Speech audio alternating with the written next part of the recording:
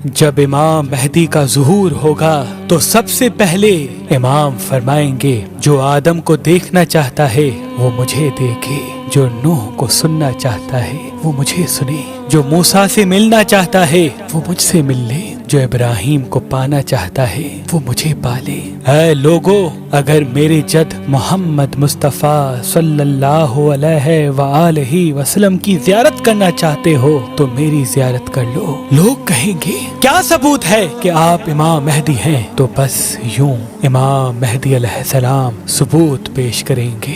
امام مہدی علیہ السلام کے ہاتھ میں ایک عصا ہوگا جو جنت کے درخت کی ایک شاخ ہوگی۔ امام مہدی زمین پہ جہاں جہاں وہ عصا ماریں گے وہاں سے پودے نکلیں گے اور فوراً درخت بن جائیں گے اور اپنے پھل ظاہر کر کے امام کی امامت کی گواہی دیں گے۔ اور امام مہدی کے پاس وہ علم ہوگا جو رسول اللہ نے امام علی کو دیا تھا۔ ہاتھوں میں وہ تلوار ہوگی جو آپ کے دادا علی ابن ابی طالب علیہ السلام اپنے ہاتھوں میں اٹھایا کرتے تھے، اور وہ علم اور تلوار لوگوں سے مخاطب ہو کے کہے گی کہ آج ہم صحیح ہاتھ میں موجود ہیں۔ امام مہدی کے ہاتھ میں اللہ شفا کو رکھے گا۔ امام جس کو ہاتھ لگائیں گے تو اس انسان سے لا علاج مرض بھی ختم ہو جائے گا۔ پھر سید حسنی امام کے پاس آ کر کہیں گے اگر آپ واقعی سچے ہیں تو رسول اللہ کی زرہ دکھائیں۔ امام مہدی علیہ السلام وہ زرہ سید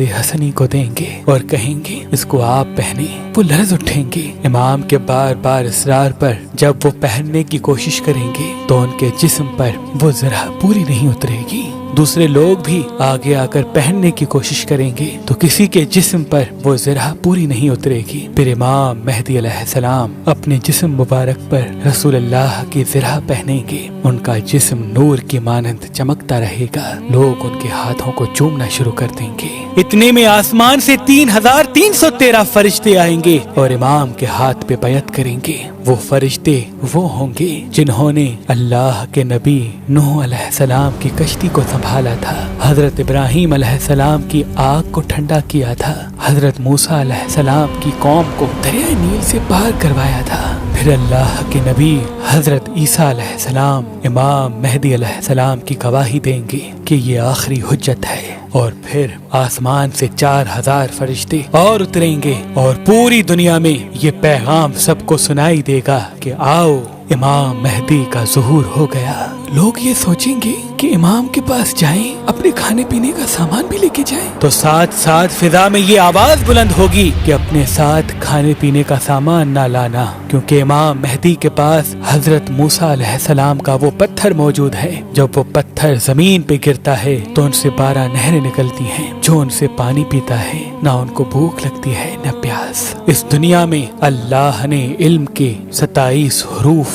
تخلیق کیے۔ جب سے دنیا بنی ہے تب سے لے کے اس وقت تک اتنی جدت کے بعد بھی صرف 2 ہی حرف دنیا کے پاس علم ہوگا۔ امام مہدی علیہ السلام باقی 25 حرف علم کے ظاہر کریں گے اور دنیا اس علم کو دیکھ کے حیران ہو جائے گی، اور سب سائنٹسٹ ریسرچ کرنے والے امام کی امامت کو قبول کریں گے۔